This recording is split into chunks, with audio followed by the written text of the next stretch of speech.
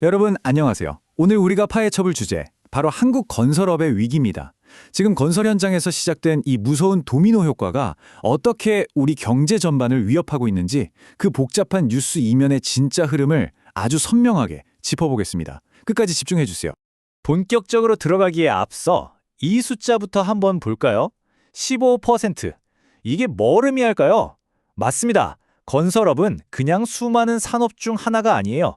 국가 전체 GDP의 무려 15% 안팎을 차지하는 말 그대로 우리 경제를 든든하게 떠받치는 거대한 기둥이라는 뜻이죠.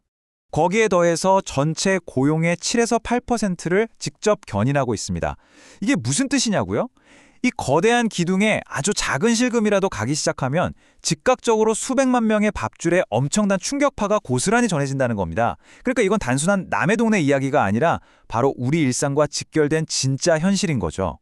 자, 오늘 살펴볼 핵심 흐름입니다. 위기의 건설업 현황을 시작으로 위기의 진짜 원인인 삼중고, 일자리 시장의 연쇄 타격, 그리고 마지막으로 향후 전망과 경제적 리스크까지 쭉 이어서 가보겠습니다. 첫 번째 파트, 위기의 건설업, 무너지는 도미노입니다.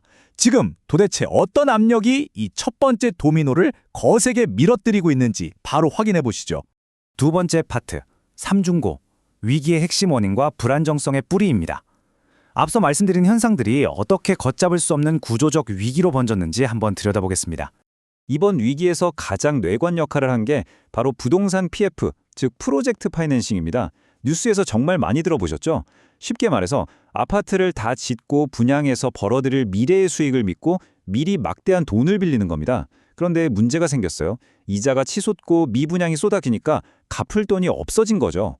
이 시스템 자체가 지금 밑바닥부터 심각하게 삐걱거리고 있습니다. 상황이 이렇다 보니 건설사들이 완벽한 삼중고의 함정에 빠져버렸습니다. 첫째, 방금 번 PF 부실 때문에 일단 공사할 돈을 구하는 것 자체가 하늘의 별 따기가 됐고요. 둘째, 시멘트나 철근 같은 원자재 가격에 인건비까지 공충 뛰면서 이제는 건물을 지으면 지을수록 오히려 적자가 나는 기형적인 상황이 된 겁니다.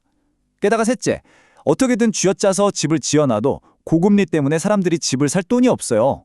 분양시장이 꽁꽁 얼어붙은 거죠. 그러니까 돈은 마르고 짓는 비용은 치솟고 막상 지어놔도 안 팔리는 그야말로 최악의 삼각파도에 갇혀버린 셈입니다. 이어서 세 번째 파트, 일자리 시장의 연쇄 타격입니다.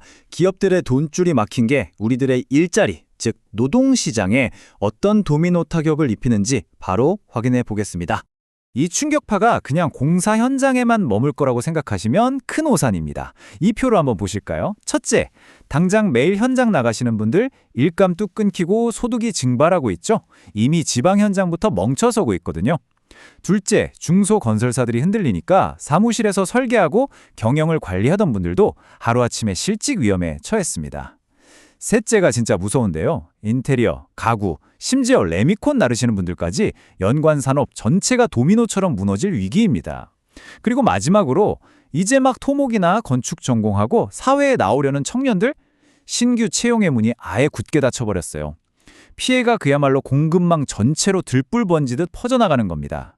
자, 마지막 네 번째 파트, 향후 전망과 경제적 리스크입니다. 이 위기가 이대로 멈추지 않는다면 과연 우리 경제에 어떤 구조적 위협이 닥칠지 한번 내다보죠.